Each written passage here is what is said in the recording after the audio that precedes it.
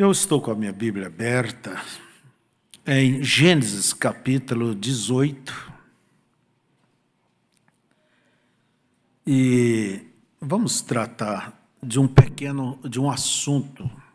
Não vai dar tempo, porque a gente sempre se limita, né? E a gente toma essas observações antes, mas eu vou tentar fazer o de melhor. Começando com o verso 1. E o título é: Aparecem 3 anjos a Abraão. Começa por aqui. Não era 3 anjos comuns. Um deles tem a palavra anjo, é maiúsculo. Mais para frente mostra que é maiúsculo, quer dizer, é Deus. Enquanto os outros 2, quando chegaram, eram anjos. Mas Abraão, quando viu aqueles 3 homens vindo para ele, a Bíblia diz assim: depois apareceu-lhe o Senhor. Temos que ler as Escrituras. E o que foi, irmãos? Com atenção. Qualquer coisa que você for fazer, dê atenção. Apareceu-lhe o Senhor nos carvalhais de Mamre. Interessante. Por que não diz aqui, apareceu os senhores? Porque Deus não é trindade, Deus não é 3. Apareceu o Senhor nos carvalhais de Mamre, estando ele assentado, Abraão, né, à porta da tenda, quando tinha aquecido o dia.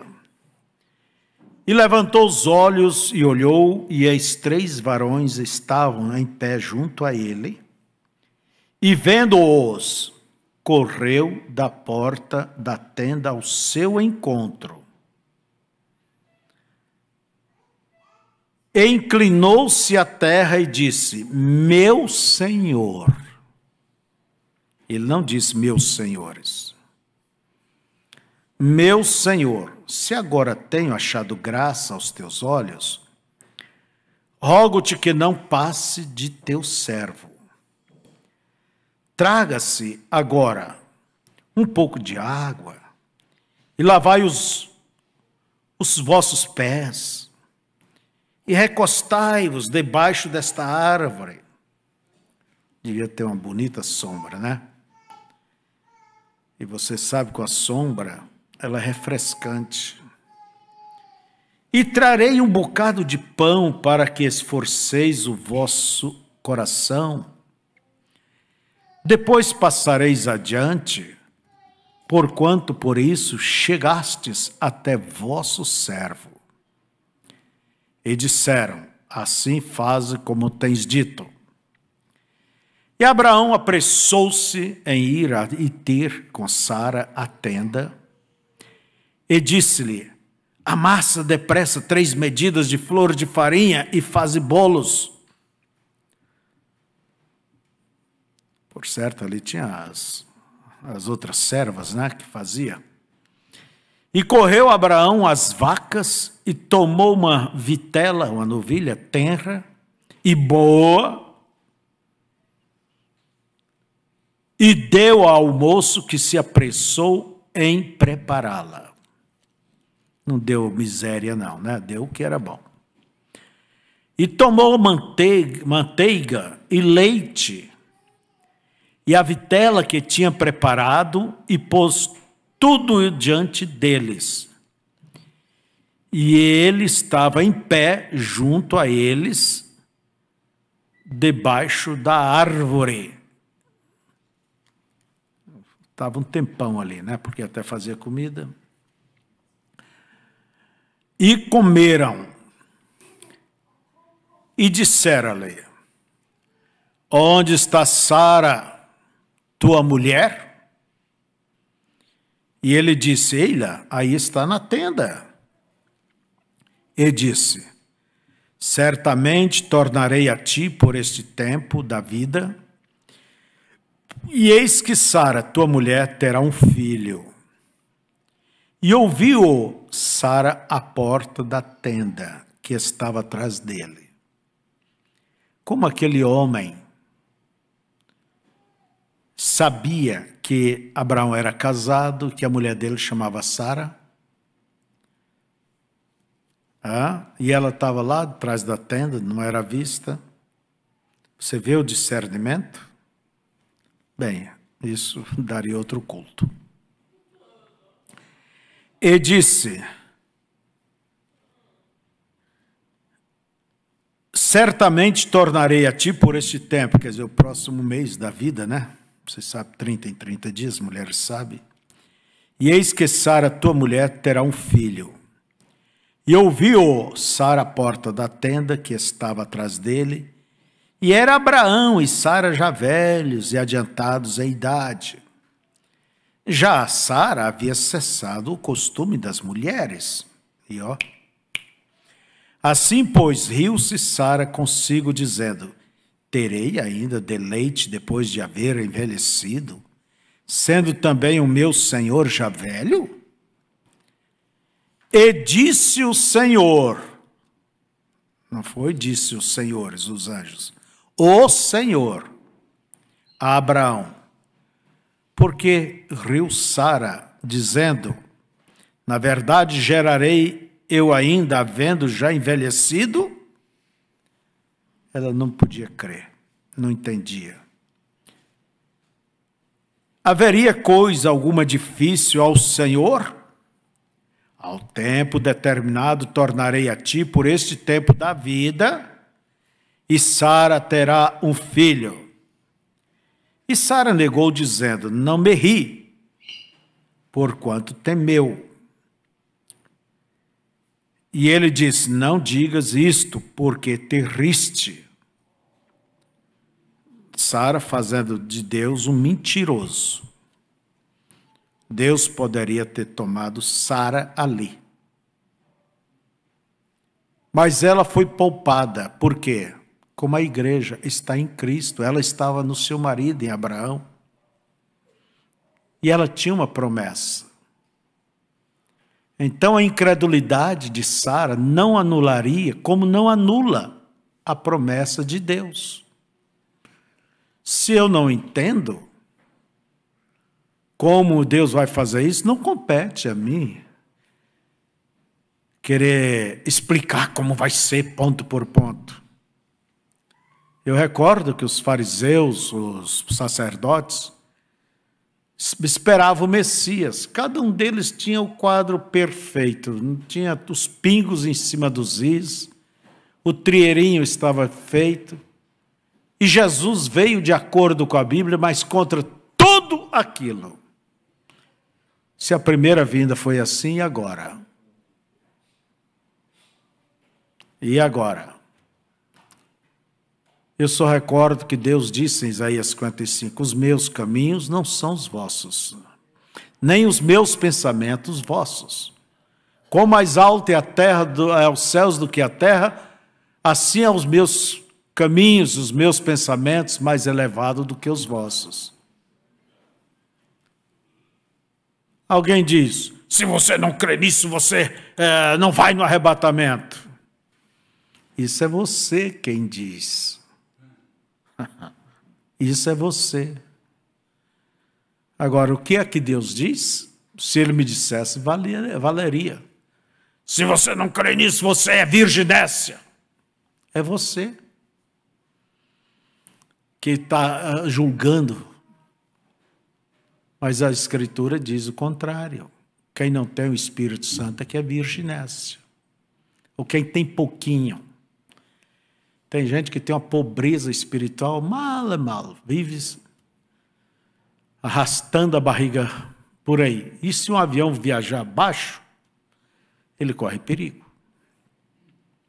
E levantaram-se aqueles varões dali e olharam para a banda de Sodoma. E Abraão ia com eles, acompanhando-os. Abraão foi junto, até uma altura, né? E a Escritura nos mostra que o Senhor ficou com Abraão.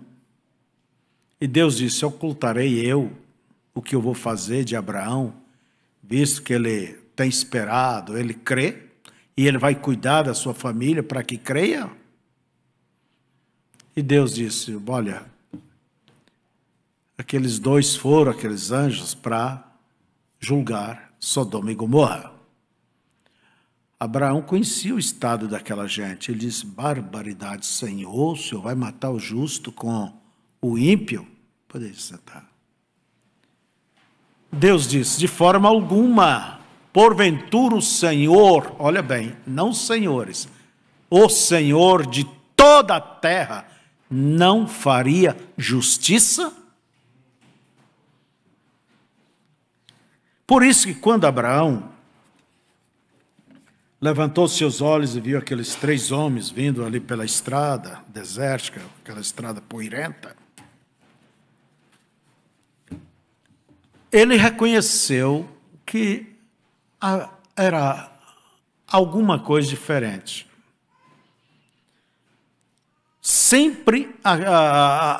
Isso sempre me impressionou, reconhecer que ali estava Deus. Reconhecer que isto que você vai fazer vem do Senhor.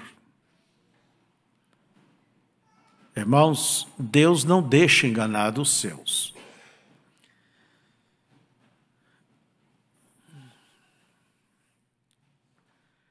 Agora, Abraão era um homem a quem Deus deu a promessa e fez um pacto absolutamente incondicional com Abraão e sua semente.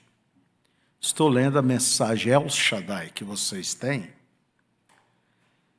E parágrafo 28 em diante. Deus havia feito um pacto com Abraão e a sua semente, não sementes. Paulo nos explica isso em Gálatas 3.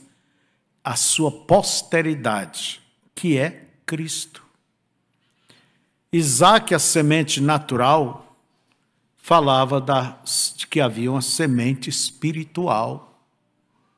Porque Deus havia dado essa promessa desde o jardim do Éden, que da semente da mulher. E a semente da mulher vem através de quem? Do homem. Então Deus escolheu alguém, como quem diz, daqui para frente nós vamos definir através de quem o Cristo virá. Abraão, eu te farei uma nação se você me obedecer. Então saia da tua parentela. Saia dessa televisão, saia desses jogos, saia dessas coisas erradas. E venha peregrinar, ser um homem no meio de um povo de fala diferente, costume diferente. O crente tem que ser diferente. É um tipo disso aí. Então Deus deu um pacto. Eu vou ter que falar com minhas palavras aqui. Incondicional com Abraão e sua semente. E se você é semente de Abraão, você é absolutamente herdeiro da promessa, exatamente como Abraão foi. Se você é semente de Abraão, agora, isso não significa sementes físicas, porque eles são judeus. Mas como Paulo disse, o que é judeu exteriormente não é judeu. Quer dizer, o verdadeiro judeu é esse.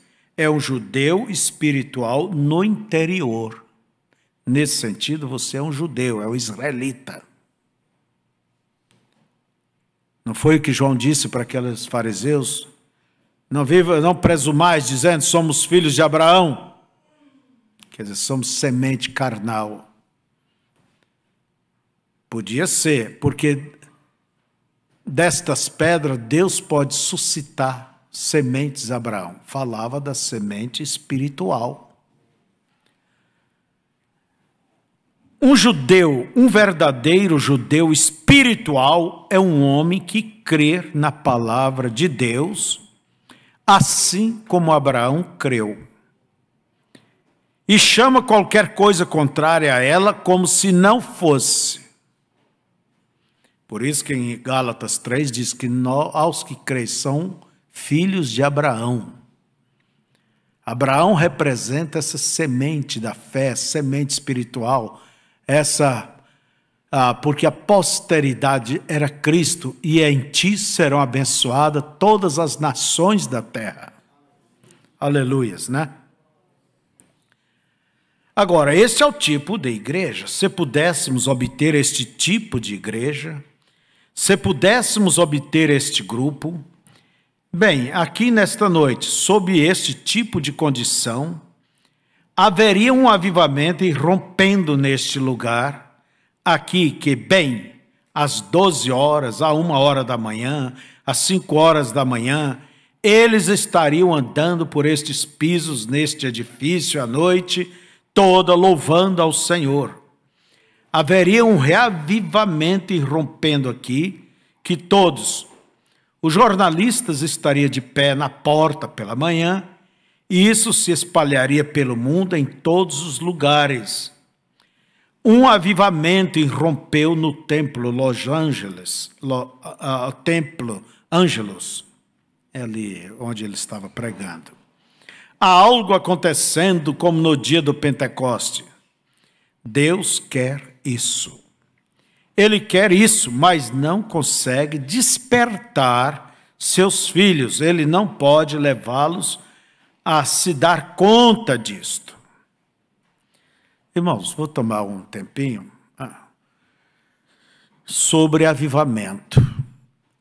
Há uma maneira, há um pensamento em nós, vamos dizer, no mundo cristão, que um avivamento, Deus tem que abalar essa cidade.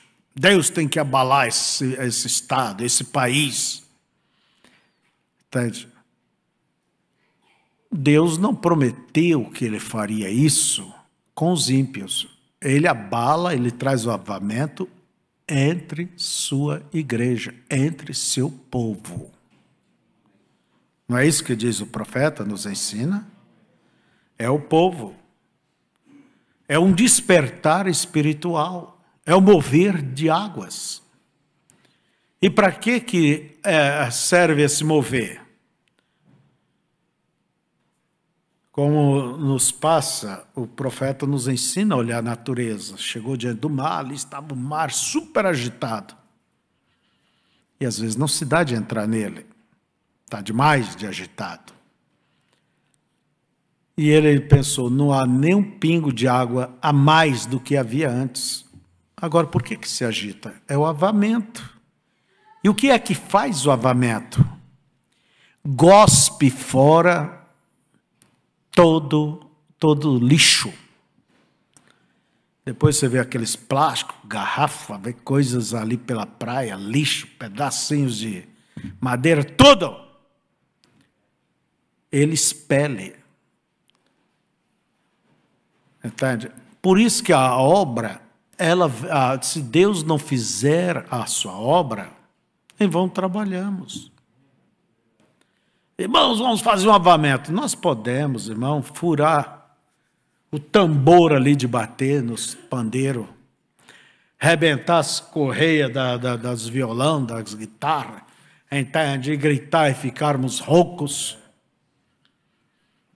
Isso termina o culto, na segunda-feira a coisa está igual, como era antes.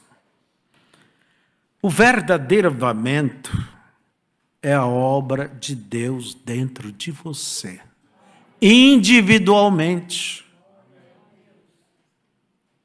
Individualmente. Pode a igreja, vamos dizer, 100 pessoas, mas vamos dizer que há uma quantia de pessoas que têm a mensagem, têm a palavra, têm o temor, têm tudo. Pessoas estão avivadas e outros não deixam de ser simples religiosos. Acostumaram. Criaram uma segunda natureza. Nasci na igreja, eu vivo aqui, eu desconheço, sei, tal. E por mais forte que venha a palavra, por mais forte que venha a presença de Deus, não consegue mover. Por isso que quando aqueles americanos foram lá na Irlanda para ver aonde estava acontecendo o avamento, eles chegaram na cidade do avamento, não viram nada que parecia aquilo que eles pensavam que era. E foi perguntar a um guardinha lá que estava lá cuidando do trânsito, né? Rodeando seu castete. Ô, senhor, sim, senhor. Quem sabe ainda fez assim, né? O senhor pode me dizer, o senhor é daqui? É. O senhor é irlandês, né? Vive aqui há muito tempo. Onde é que está acontecendo um avivamento aqui? Quer dizer, eu andei pelas praças, andamos pelos hotéis, por tudo, não vimos nada. O que disse o soldadinho? Senhores, vocês estão diante do avivamento da Irlanda. E o profeta diz que o avivamento, que haveria um avivamento, entende? Mas o avivamento da palavra, o retorno. Tua alegria, tua satisfação, teu descanso está no que Deus tem falado. Aleluias! Amém? Agora, deixamos Abraão ontem à noite na confirmação do pacto. O irmão Brando estava dando um estudo de Gênesis. Ele estava falando sobre Gênesis 17, aonde Deus disse que ele era El Shaddai, o Todo-Poderoso, El Shaddai. A palavra Shad quer dizer peitos de mulher. El Shaddai, seios. Então dá uma ideia de que Deus tem seios. O que quer dizer isso? Deus, ele nutre. Deus te dá força. Deus te dá ânimo. Se não fosse ele fazer isso, nos dá do seu ânimo, sua vida, que o leite é a vida, que a criança pega da mãe, nós não estaríamos aqui. Mas foi ele, não nós, que nos fez ovelha do seu pasto. Aleluias. Então, quer dizer, o Senhor que nutre, o Senhor que consola. Você já viu a mãe ali, lavando quantas vezes lá, e a criança se esguelando lá dentro, morrendo, e de tanto gritar, esguelado, né? E não tem. O pai vai ali, tenta fazer, alguém vem ali, o mano vem ali, ou alguém vem ali, e a criança não tem jeito. Mas aquela mãe se enxuga rapidinho, pega aquela criança, primeira coisa, ela tira o seu seio, traz a criança ali, e ela começa a mamar, e pode ver que já dorme. Você anda esguelado na vida? Preocupado? Lance a tua ansiedade, vai para o seio do El Shaddai. Amém. Ele ainda te alimenta, ele te fortalece. Aleluias. Então o pacto de Deus com Abraão foi incondicional. Eu farei. E quando Deus diz eu farei, quer dizer, já está feito, porque o que Deus determina é como concluído. Quer dizer, não é você que vai fazer. Não, Deus já havia prometido um filho. Bem, ele não disse, agora Abraão, se você fizer esta coisa, eu enviarei meu filho. Ele disse, eu farei. Já está feito. Jesus era o Cordeiro de Deus morto desde a fundação do mundo. E você já pensou nisso? Seus nomes foram colocados no livro da vida do Cordeiro. Na noite em que vocês deram seus corações a Cristo, vocês sabiam disso. A Bíblia diz que seu nome foi posto no livro da vida do Cordeiro antes da fundação do mundo. Não é dizer, aceita Jesus. Senhor, põe o nome dele no livro da vida. A noiva tem o seu nome escrito no livro da vida do Cordeiro. Quando foi escrito? Hoje? Há 2000 anos atrás? Não. Antes que existisse céu, terra, sol. É pela presciência de Deus. Deus veio, te conheceu, me conheceu.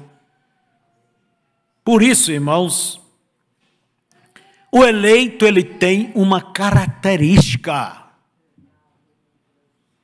Se você olha para um passarinho ali, ele tem sua característica, seu modo, seu estilo de voar, de viver, ele come certos tipos de comida. Se você vê aquele passarinho voando e girando, tal, você diz, é andorinha.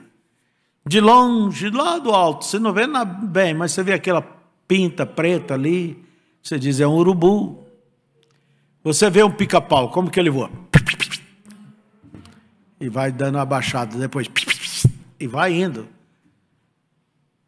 Que característica deve ter um eleito? Irmãos, eu penso que a característica do eleito não é se ele não cair, não errar. Porque a própria palavra diz, não te rias de mim, minha amiga, porque se eu cair, o Senhor me levantará. Hoje, quem está de pé, amanhã pode cair, se não cuida, uns caem para frente, outros caem para trás, igual resbala, outros do lado, outros. Mas levante, cada queda tem sua consequência, uns se quebram, principalmente quando fica velho, né? Você se cuida, velharada. Sobe para aí, depois quando cai, sempre vai os quadris, né? Quebra e se cuida, viu, irmãs? Então, irmãos, tem suas consequências. Mas tem uma coisa, há muita diferença de morte. Estamos numa guerra, e numa guerra a pessoa pode machucar, destroncar, pode tomar um balaço ali e não morrer. Passa consequências, às vezes tem que cortar a perna, antigamente se fazia isso, né? Braço, hoje tem mais recurso. Mas outros morrem. O importante é estar com vida. É você nessa guerra espiritual, porque o diabo não quer te ferir somente. Numa guerra, você quer matar o adversário. Então não pensa que a coisa... Vê se os russos querem só machucar os ucranianos. Que nada.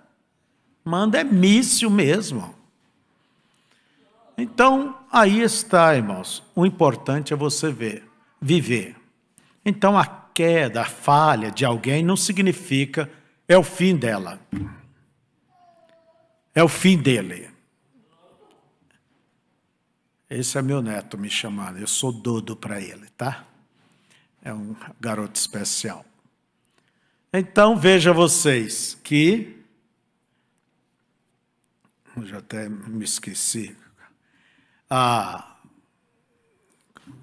Do que estávamos falando. Não repare, a idade já vem e às vezes você fica sem dormir uma noite ou quase, e as consequências vêm. Mas o eleito... Ele se levanta. Eu vejo esta característica do eleito. Ele se levanta, a eleita se levanta. Aquele filho pródigo se rebentou, mas ele voltou. Vem. Vai ver que ele perdeu a crista, o orgulho dele ali, quando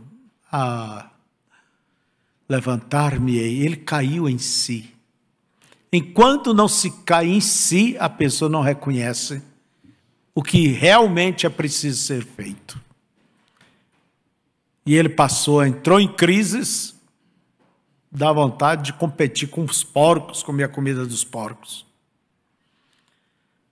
E a Bíblia diz, ele caiu em si. E disse, na casa de meu pai há tantos empregados, e lá tem tanta fartura. Não vou ficar nessa miséria, eu vou lá, vou abaixar a cabeça, vou me humilhar, que ele não me considere como filho, só me dê um empreguinho. Que ele não me tenha como filho, porque eu decepcionei, ou isso, aquilo. Mas não tem jeito.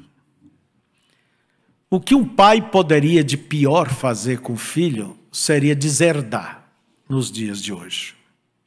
Mas nunca teria condição de dizer, não é meu filho, não é minha filha. Não. Você tem o sangue dele, você... Não importa, irmãos, somos filhos de Deus, de pé ou deitados. Agora, a característica é que o eleito levanta. Levanta, se não levanta hoje, o ano que vem, mas um dia ele levanta, ele não termina caído. Certa vez eu fiz o funeral de um jovem, e o pai dele me deu um testemunho, no tempo antigo, tempo pentecostal, e aquele garoto servia a Deus com fervor. E um dia um pregador chegou e disse o seguinte, olha, você vai cair da fé. Aliás, você não vai permanecer. Mas você não vai morrer perdido. Não vai morrer perdido.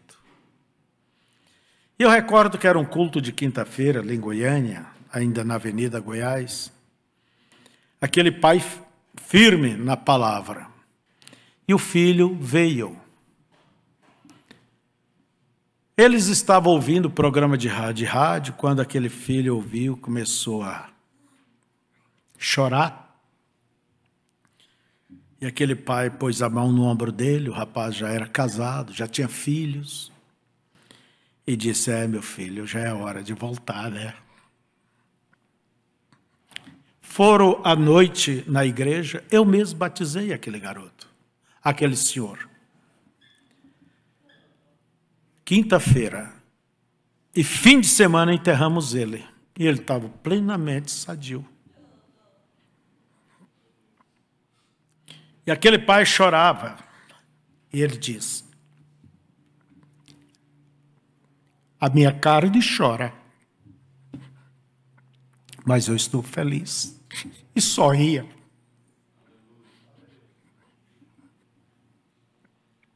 Ele não vai terminar, o eleito, a sua jornada caído. Ele vai se levantar. Por isso eu digo, ensine teus filhos a respeitar as coisas de Deus. Há muitos problemas no meio dos crentes, mas não se meta.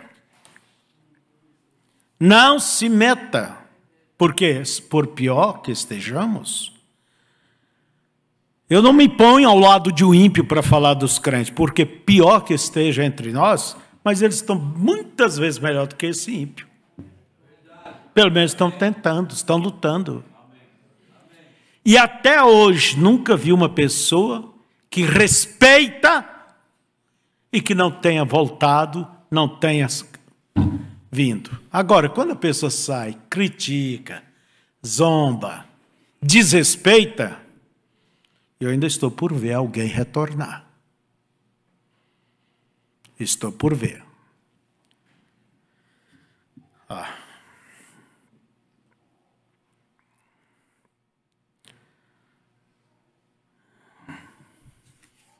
E o tempo é curto.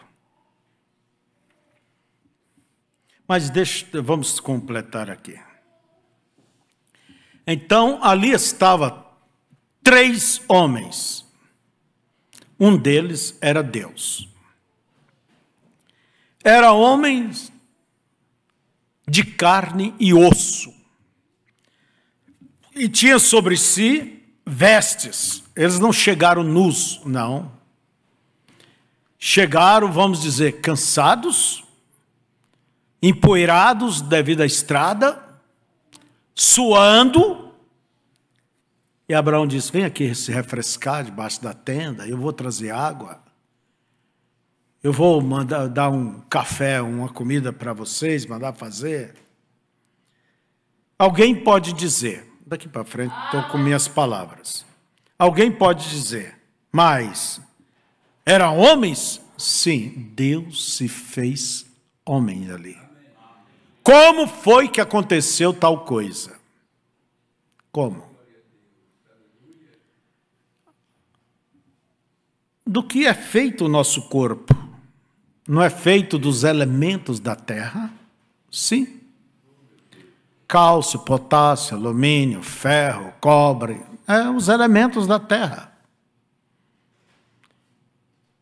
E se somar tudo isto hoje,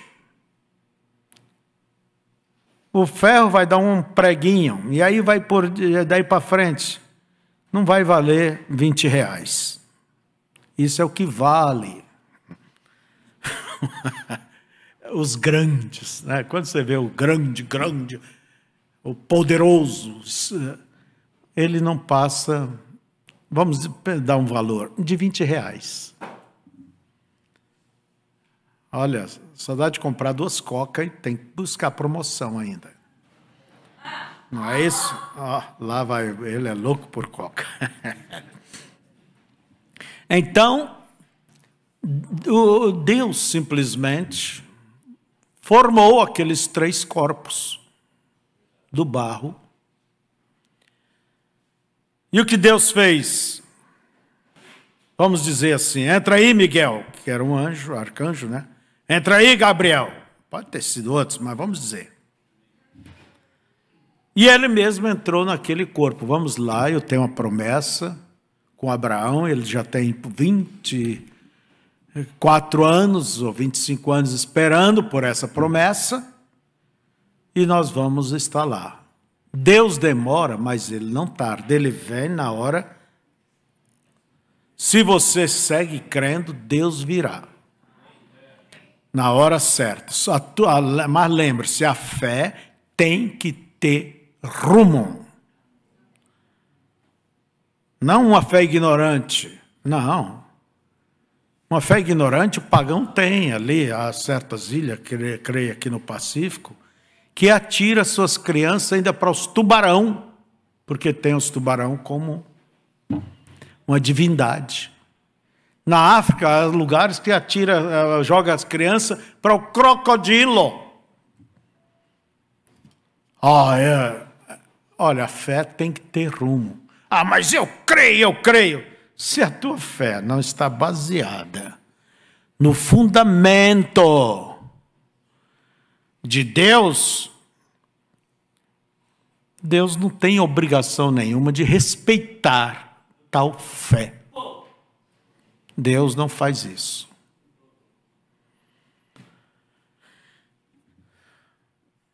É como eu dizia para alguém há pouco ali, hoje é tão fácil ser pastor. É tão fácil, basta ter 2, 3 ali, só a família, entende? Sempre vai achar alguém para pôr a mão e te fazer ser pastor. Vai.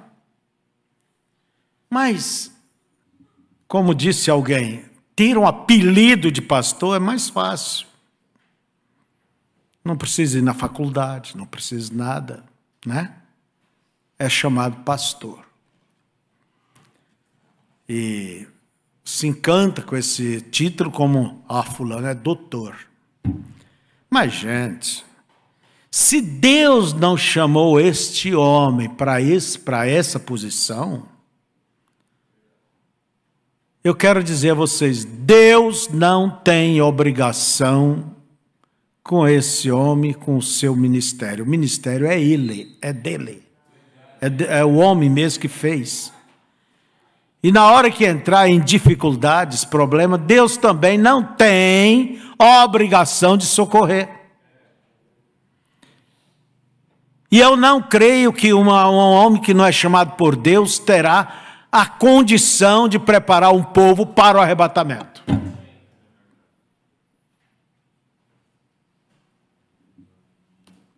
Mesmo tendo a mensagem, mesmo colocando a mensagem, olha, que Deus tenha misericórdia. Mas apelido de pastor não faz ninguém ser pastor. O que determina é o ministério, a qualidade. Hoje se vê muita gente, eu sou do tempo antigo, tanta gente que eu nem conheço. Parece daqui, dali, dacolá. Muitos deles, muitos são verdadeiros, têm evidências. Outros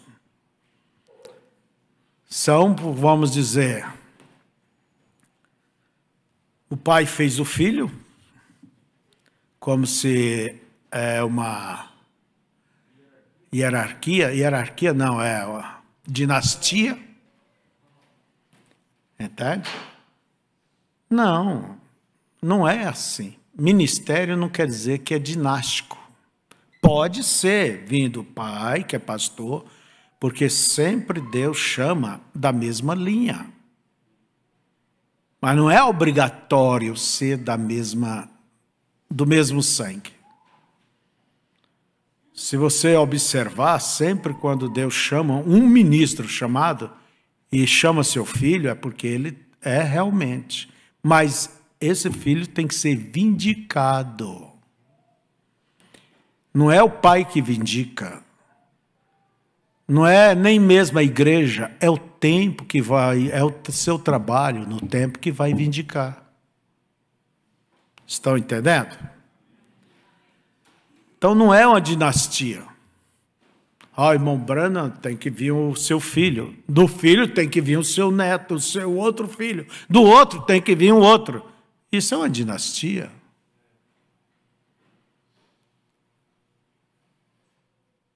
Então, amados, não vamos julgar. Deixa que o ministério, a vindicação, diga o que é.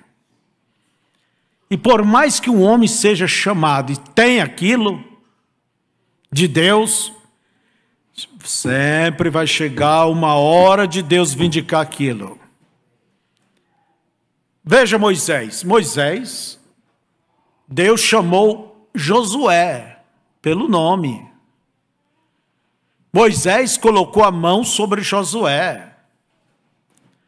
Mas Moisés era pastor por 40 anos daquela igreja.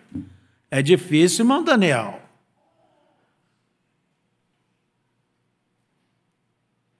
E aquela igreja, e agora? Em um dado instante, Moisés subiu o monte e não voltou. E agora? Ali estava Josué. Mas a Bíblia diz que Deus vindicou Josué quando Israel passou o Rio Jordão. E diz a Bíblia, naquele dia o povo temeu a Josué como temeu a Moisés. Por mais que seja chamado, mas tem que haver uma vindicação. E essa vindicação não é só porque Moisés, você é. Não é só porque o irmão Branham diz, tu és meu filho. Não. Cadê a prova? A vindicação. Não vamos levantar a lebre antes da hora, mas eu espero a vindicação. Eu não vou fazer quem quer que seja, ser um pastor, ou ser um profeta. Eu já consagrei pessoas na minha infantilidade, tudo que só tinham dom. Dividir a igreja, acabar com a igreja. Porque tem deles que tem esse dom, irmãos. Você pode dar tudo bonitinho, tudo certinho, mas eu não sei. E enquanto está com a gente, a coisa está bem. Mas vamos ver. Quando é autônomo, sozinho, não tem ninguém ali por perto. Quer dizer, o pai, a mãe já não estão em casa. Agora que nós vamos ver como que vai agir, se vai ter respeito pelo povo ou vai ser um ditador. Tá, vamos lá. Deixa eu voltar ao meu assunto aqui. Então aquele a quem Abraão ajoelhou-se diante dele, quem era ele? Era Deus. Abraão chamou meu Senhor, que quer dizer Elohim. Esse é o nome, Elohim, que quer por sua vez significa aquele que vive por si mesmo. Ninguém lhe deu vida, ele vive por si mesmo, ele é eterno. Mas Deus dentro de uma carne humana, Deus dentro de um corpo, Deus tinha que cumprir a sua palavra, não é isso?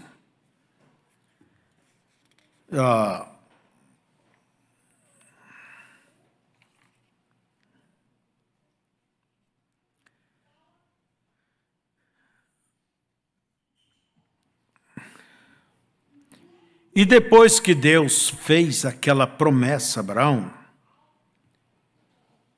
de que ele era o El Shaddai, Gênesis 17. O que é forte, então ele armou sua tenda nas planícies, Abraão, né? Armou suas tendas nas planícies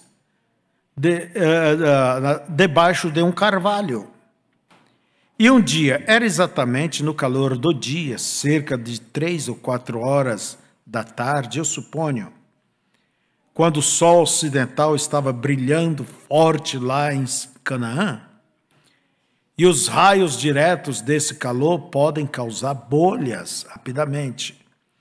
E ele estava sentado ali fora na porta da tenda, com a cabeça baixa, talvez refletindo ou pensando em Deus. E ele levantou os olhos e viu 3 homens vindo. E de alguma forma Abraão quis ser amigável. Então ele pensou que aqueles companheiros caminhavam um pouco estranhos, embora empoeirados da estrada e comumente vestidos. E aqui vinham andando, e Abraão saiu e os convidou. Em outros termos, algo assim: senhores, vocês estão cansados, seus pés devem estar esgotados. Pois bem, eu tenho uma sombra agradável de uma árvore aqui. Vocês não querem entrar e se sentar aqui sob a sombra da árvore? Vou buscar um pouco de água e vou lavar seus pés, e isso os refrescará. Vou pegar uma boa água fresca para vocês. Então, pode seguir sua jornada. E eles disseram: vai em frente, Abraão. Vai em frente, Senhor. O que você quer que você tenha dito? Bem, assim seja. Posso imaginar Abraão correndo pelas pequenas tendas, vocês sabem. Assim, e chegou à grande tenda e ele disse: Sara, despeje 3 medidas de flor de farinha bem rápido e amasse. Tire todos os caroços e faça algum bolo no fogo. Alguém está lá fora. Há algo sobre aqueles companheiros que me parece estranho. Eles não são pregadores comuns. Então ele correu para o fundo da tenda e havia um pequeno curral lá, onde eles tinham umas novilhas, e ele apalpou até encontrar a mais gorda e a deu na mão dos seus servos e disse: vá depressa, preparem o bem rápido. E ele voltou e Sara assou os bolos e os deu a Abraão, e ele saiu e lhes deu os bolos. E eles se assentaram para comer. Agora pensem nisso. Eles estavam comendo carne de novilha, bebendo leite e comendo bolos de milho com manteiga. Uma dieta muito boa. Então ele os tinha todos ali comendo. E posso imaginar Abraão pegando um ramo de espantar moscas. Acho que vocês sabem o que é um ramo de espantar mosca. As folhas, né? Você bate ali para espantar as moscas. Então posso ver Abraão de pé ali, com um ramo de espantar moscas, chotando-as. Ele continuou olhando para eles e disse: agora, esses são companheiros estranhos, eles estão empoeirados, viajaram muitos, E depois de um tempo, quando eles terminaram de comer, ora, estranho que aqueles homens estivessem comendo. Eles estavam vestidos com roupas comuns, com poeira em suas roupas, comendo carne e bebendo leite, e um deles era o próprio Deus. Isso é o que diz a Escritura. Abraão o chamou de Senhor com letras maiúsculas. Senhor, Elohim, o grande Jeová, Deus. Eu sei que muitos escritores tentam dizer que foi uma teofania, quer dizer, que aqueles homens ali eram seres espirituais, não eram verdadeiros. Se não fosse literais, como que eles iam comer, mastigar, beber, ter os pés lavados, estar empoeirados, suados? Quando Jesus apareceu para os seus discípulos, depois da ressurreição, e eles estavam cismados, né? Jesus simplesmente disse: Tomé, cadê você? Põe o dedo em tua mão, toque no meu lado. Sou eu mesmo, quer dizer, carne e osso. Não mais como um mortal, mas ali estava ele naquele corpo glorificado. É para onde também vamos, quando sairmos daqui, pegarmos aquele corpo celestial e depois vamos ao terceiro corpo, que é o glorificado. Como diz a Bíblia, como ele é, nós seremos também. Põe a tua mão aqui. Ele diz, veja, um espírito, quer dizer, eu não sou um espírito, eu não sou uma teofania aqui. Um espírito não tem carne nem osso. E veja que eu tenho. O que é que vocês têm aí de comer? Tem uns peixes e mel. Ah, é o que eu gosto, então traga aqui. E comeu. E ali estava Elohim comendo. Olha bem. Ele comeu carne, bebeu leite, comeu pão de milho, isso é certo. Ele era absolutamente um homem em carne humana. Alguém me disse, não muito tempo atrás, Billy, você quer me dizer que crê que aquele era um homem? Eu disse, com certeza, era Deus em carne. Por fora, o que se via era o homem, mas lá estava quem atrás daquele homem? Atrás daquela pele? Se era morena, eu não sei. Se era branca, não sei. Porque na África eu vi Jesus Cristo em cores. Entende? Ali estava Deus naquela pele.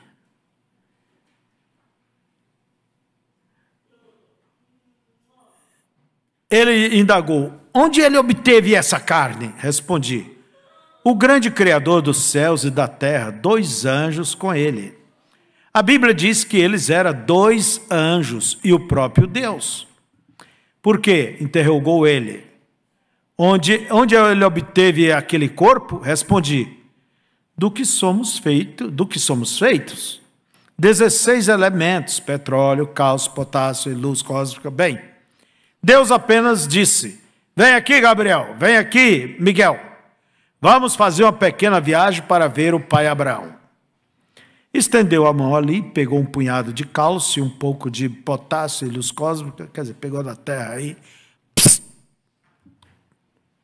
juntou tudo, soprando assim, deu um passo para dentro disso e conversaram com ele. Aleluia! Esse é o nosso Deus. Essa é a razão pela qual creio nele, na ressurreição. Então, logo, ele diz que nós não somos anjos. Nós não somos anjos. Você vai ver dizer, mas eu já vi o irmão Branham dizer que nós somos anjos, aqueles que não caíram. Se eu não me engano, acho que até o ano 56, por aí, eu não sei bem.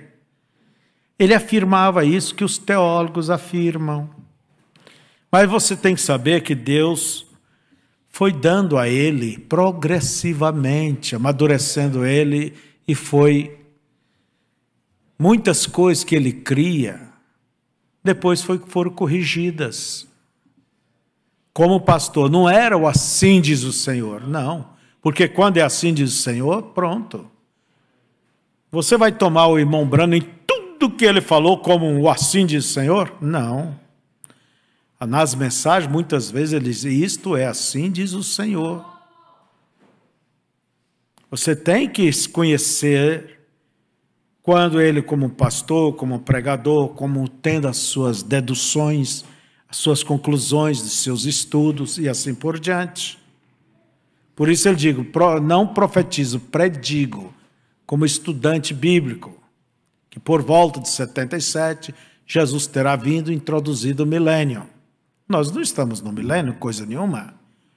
E não vamos tentar ajeitar as escrituras, aliás, a mensagem, igual quando eu recordo, eu tinha meus 14 anos, por aí, 15, na televisão, né? Aquelas coisas cômicas, nunca esqueço disso. O alfaiate e o cliente. O alfaiate chegou e o alfaiate, eu costuro bem, eu faço isso, eu sou isso. Quer dizer, se gavava. E tirou as medidas e fez o terno do cliente. Mas eles fizeram tão engraçado aquilo, que aquilo ficou aqui puxado aqui. Olha, ficou desajeitado. Entende? Parece que a roupa do defunto não cabia dentro dele. E o cliente não tinha muita boca para dizer as coisas, reclamar. Ele ia dizer, mas aqui está apertado. Aqui está apertado. Daí o alfaiate vinha dizer, põe a mão assim. Aí, veja, perfeito. Mas aqui, olha, você tem, fica assim, olha aqui, perfeito. O terno, para ficar perfeito, o homem teve que ficar todo torto. E há muita gente que, para a mensagem ficar perfeita para eles têm que ficar todo tortos. Assim é a Bíblia. Assim é a Bíblia. Nós não substituímos a Bíblia pela mensagem. Pelo contrário, a mensagem nos abre a Bíblia. Por isso você não deixe de ler sua Bíblia, conhecer, e deva pegar as mensagens, conferir. Porque se a coisa não vem de acordo com as Escrituras, não seriam verdadeiras. E não é preciso você ficar torto para a mensagem dar certo. Não, irmãos. Se é de Deus, vai dar certo. Você vai ver ele dizendo, eu criei assim, agora não é assim. Uma vez ele pregou os 4 selos em meia hora. Cavalo branco, vermelho, preto e amarelo. Segundo a visão dos denominacionais. E ele também disse, entende? Muitas vezes nós somos aqueles anjos que não caíram. Que eu já vi pregações eloquentes, irmão Clenoia. E o povo se levanta. Mas, gente, parece que não avançaram dentro da mensagem. Eu não vou tomar um ponto ali ou acolá da Bíblia só para entusiasmar o povo. Não. Nós temos que conhecer. Na mensagem intervalo, ele mesmo diz, nós não somos anjos. Anjos são corpos e são espíritos. Mas nós temos corpo, nascemos, crescemos, não é? E aí por diante. Se foi nosso tempo.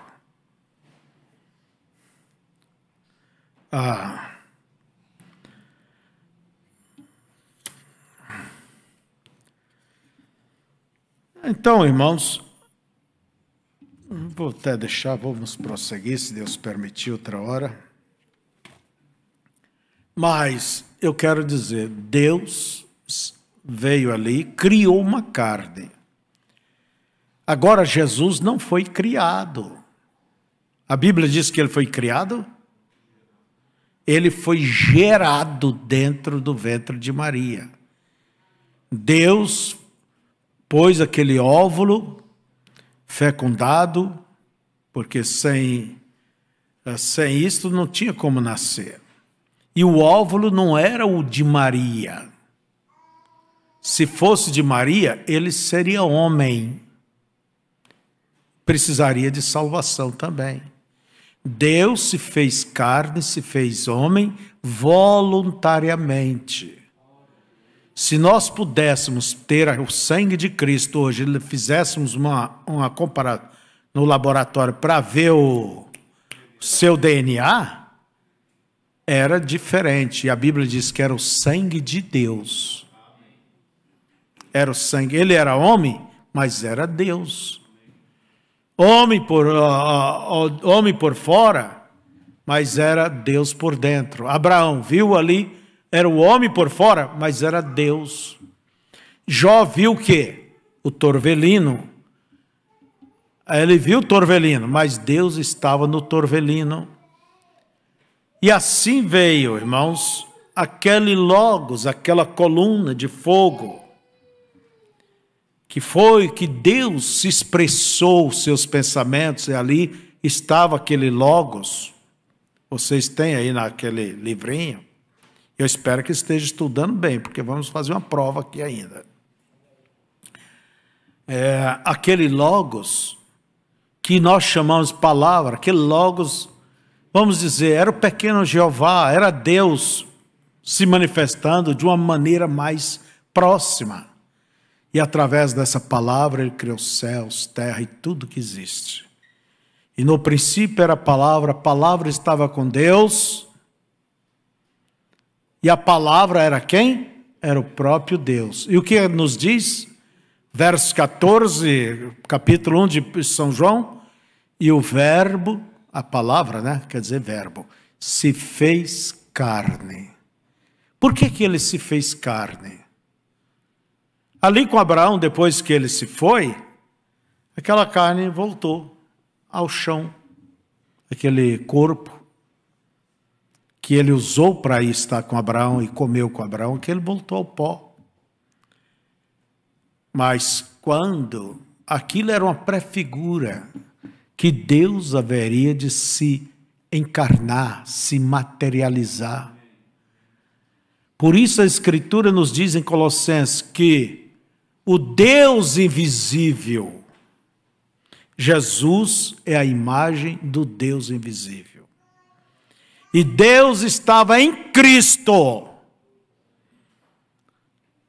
reconciliando consigo mesmo o mundo.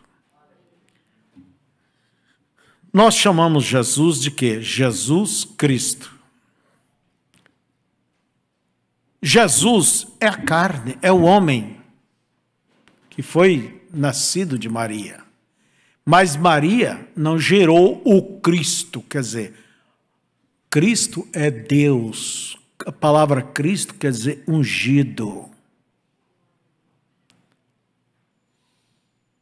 E ele foi ungido. Jesus, ele é Deus porque Deus habitou ali, Deus viveu ali. Às horas ele falava como homem, chorou, dormia, tudo mais. Mas você veja, Deus se expressando também. Lázaro, sai para fora. Vento, acalma. Para, fica quietinhos. Quem era esse? A Bíblia nos diz. Era Deus homem. Deus se fez carne. Com que intenção? Não tem como pregar um espírito na cruz. Pois não vê, nem pega. E Deus é espírito. Não tem como pegar um espírito. Por isso Deus se fez carne. E viveu conosco. E através desta carne, Deus nos reconciliou, nos foi dada, é o Cordeiro de Deus. Jesus, o Cordeiro de Deus que tira o pecado do mundo. Ele foi crucificado, morreu, veio a esse mundo por causa de nós. E deu a sua vida para poder nos resgatar. Era Deus nos redimindo através daquele corpo. Por isso, quando ele visitou Abraão, ali naquele corpo ali, que Abraão chamou Elohim, vocês podem ver que aquele corpo, Deus estava ali. E isso aconteceu antes de Sodoma terminar, ser queimada. E Deus discerniu os segredos do coração da igreja, Sara. Jesus, quando veio, ele discerniu o segredo dos corações. Bem no final da era judaica, israelita, a lei, ele veio discernir os corações, até mesmo para a mulher samaritana. Vai e chama teu marido. Não tenham. Você foi sincera, você já teve 5 e esse que você tem é marido de outro, não é teu. Que susto ela, né? Vejo que és profeta. Olha bem, no final da era judaica, ele veio e manifestou-se. E ele prometeu no final da era gentílica da igreja, antes que esse mundo velho, antes que o senhor Putin ou qualquer outro beba mais uma garrafinha de vodka e aperte aquele botão. Vocês sabem que a coisa está correndo perigo. Olha bem, Deus prometeu que ele viria. Sara e Deus ali na tenda é um tipo que, vocês viram isso acontecer no ministério do nosso irmão Brana? Discernindo os segredos do coração? É um tipo, irmãos. Você tem que ver as Escrituras. Ver as Escrituras, entende? Como diz, ler ela entre linhas, ver os tipos, as sombras, suas aplicações, senão você vai se enredar tudo. São tipos.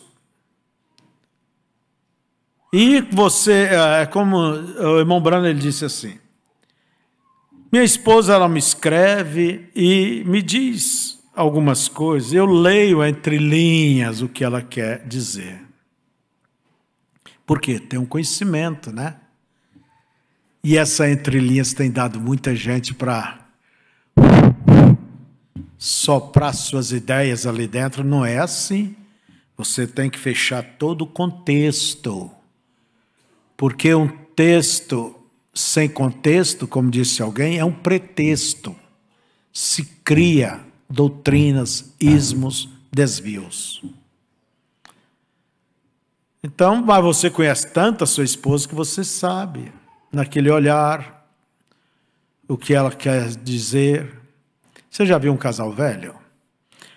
Ele chega estrupiado, às vezes, do serviço. A esposa, coitada, por outro lado, como disse Gioia Júnior, e ela sempre ao pé do fogão, cansada, os filhos crescem para que vá embora, e ela com sua pele curtida, sempre ao pé do fogão, né? Ele chega cansado do serviço, dá um olhar, e ela também cansada, não é? Na lida da casa. Se entende, sabe o que quer dizer tudo aquilo, o que precisa. Não é certo? Então, irmãos, com essa afinidade, com esse conhecimento, é que você tem que conhecer a Deus. Não precisa nem de um toque, como o casal, um olhar. Não sejais como o cavalo que precisa de freio. O próprio Deus diz pelo seu profeta, creio que Isaías, o jumento conhece o seu dono e conhece sua manjedoura, conhece seu dono. Creio que é isso aí. Logo ali no início. Mas o meu povo não me conhece. Que Deus nos ajude E Deus nos chamou para conhecer. Só conhecer? Não. Fazer desse conhecimento um relacionamento. Você tem que ter um relacionamento íntimo com Deus. Entende? Como Paulo compara em Efésios 5, da mulher e do marido. E no final ele diz: digo a respeito de Cristo e a igreja. Aquela afinidade. Se a tua vida cristã não tem te levado a ter mais relacionamento com Deus, algum lugar ela não está bem. Vamos ficar de pé? Que Deus abençoe os nossos irmãos aí pela internet. Mas leia com atenção, está bem? Leia as escrituras, leia a mensagem com atenção. Não é ler só por ler, eu li.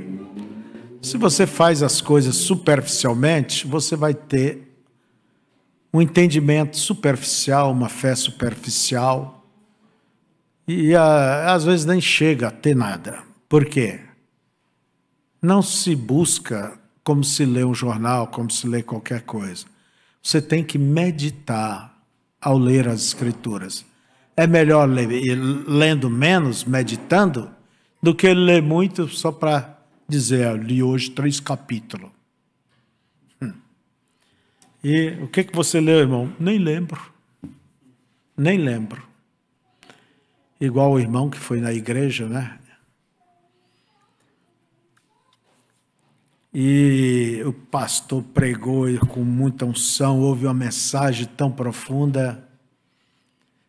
E aquele irmão encontrou com outro que não veio na igreja. Acho que você pode encontrar com muitos por aí.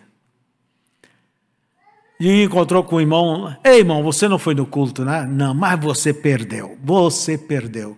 O que foi, irmão? Mas que pregação, que culto, que ensino. Opa, mas você perdeu, não tem jeito mesmo. Aí o outro dizia: o que foi que o pastor falou? O que foi que pregou? O que foi que ensinou? Ah, você perdeu. E quando o outro pressionou um pouquinho mais, ele disse: eu não sei, mas você perdeu. Quer dizer, o coitado nem lembrava de nada. Teve um ano que eu terminei aqui, o ano, fazendo pergunta para muitos irmãos. 3 mensagens, 3 pontos que você me diga que você guardou durante este ano. Todos nós rimos quando o irmão Tonhão foi chamado e perguntamos para ele, e ele saiu com aquela: ah, irmãos, eu estou gordo, forte. Eu tenho comido muito, minha esposa faz boa comida, só que eu não me lembro, mas que eu estou gordo, estou.